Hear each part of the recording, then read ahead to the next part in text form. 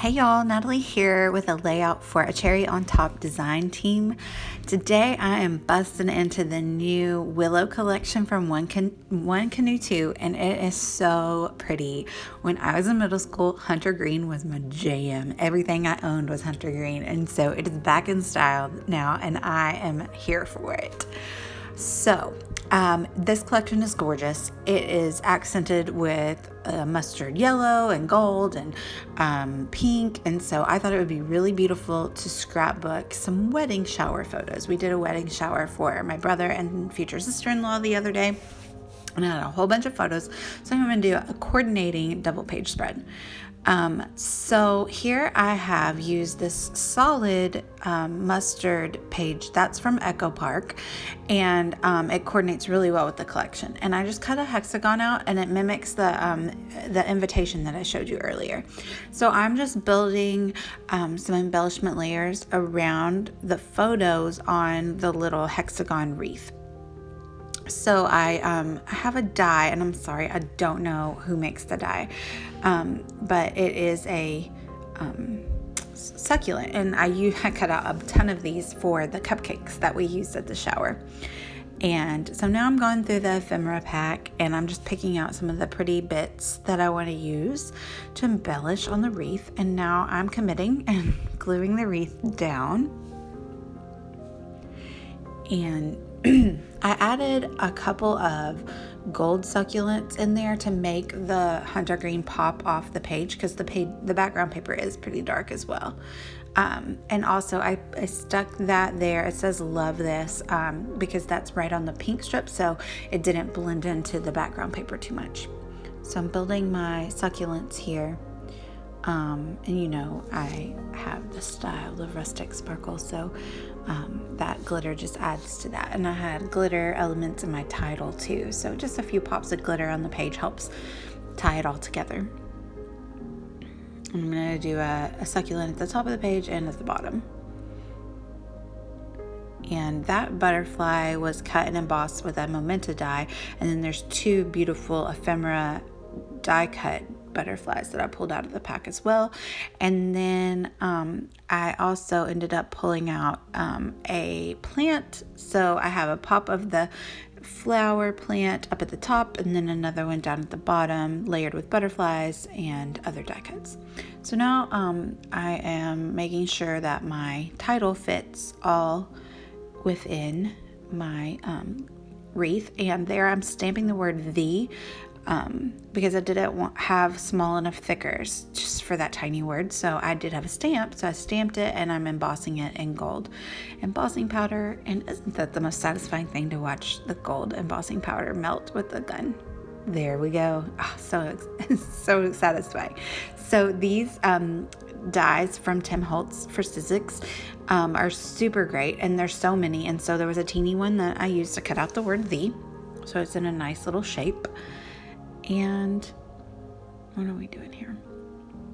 Gluing down, more gluing. And I go in and I decide that I just need a tiny bit of pink there on the edge. So I grab a frame here in a minute, and I'm going to stick half of a frame under the edge of that photo as well to just include a little pop of the pink. There it is.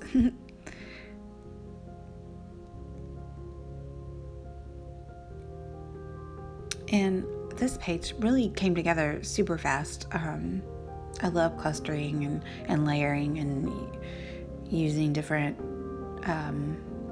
textures, and not just die cuts, also using dies from my Sizzix machine and embossed dies and detailed dies. So and I also like mixing my thickers. So here the green thickers are from the One Canoe 2 collection for Willow. And then those are some from my stash. They're gold foam thickers, gold glitter. And then the two loves, I extracted those from a larger die cut from Momenta. It's like a wreath with love and florals, but I just cut out the word love to use in my title, especially since I was going to use it twice. I die cut it out of glitter cardstock, and one pink and one gold. So it just ties all the pink and the gold on the rest of the page together. And then I decide to include all the detail photos from the shower on a coordinating page. It's going to be a 9x12 page. So I cut down this leaf sheet and then I back it with a pink border from the Willow collection as well. And there I'm adhering it onto the border, and I gutted it because this collection is gorgeous and I just want to use that piece of paper another time. So yeah, not like I don't have enough paper, right? And then we had a popcorn bar at the shower, and I used those white bags for the popcorn. And so it was perfect to hold a copy of the invitation that I sent out, which was an inspiration for the wreath. And then I'm going to add in these 2 coordinating cardstock papers that go with the colors of the theme. And then I'm going to add in just all of the detail shots of the charcuterie we had, the popcorn bar, the flowers, the punch, and all the other decorations and stuff like that. So I'm just arranging them on the page, and then I'm going to attach a little tab at the top, and you can just pull them out of the bag along with the invitation. And it's an interactive element, and it doesn't take away from the beauty of the other page that I created. And you can see the invitation a little bit through the white bag, which I like that as well. So here I've had those in my stash for a while. I think they're from Studio Calico. But one says party and one says cheers. And I'm just adhering the photos down, adhering a little title. That was just a scrap that I had cut off, and I decided to add it as a little border down the edge. And then I'm going to include my journaling. So it's like a hidden journaling element too, included in this bag here. And then, there I'm attaching the tabs, and they're just more little labels that I cut with those Tim Holtz dies, and I just used them as a tab pull. I'm using my tiny attacher to staple them there and add my journaling. Just talk a little bit about what we had and how we decorated. And we had such a great turnout, and they got so many gifts, and it was so fun. And then I had an empty space, so I just added a little bit of the ephemera pack there. And now I'm adding them to the bag, and I'm going to adhere that to the sheet. And then I'm just going to lightly embellish the front of the bag with some ephemera and a couple of the photos. So you still see some photos on the second page and the double page, but you can see the peeking through of the invitation, and then you can know that there's other interactive elements within the bag as well.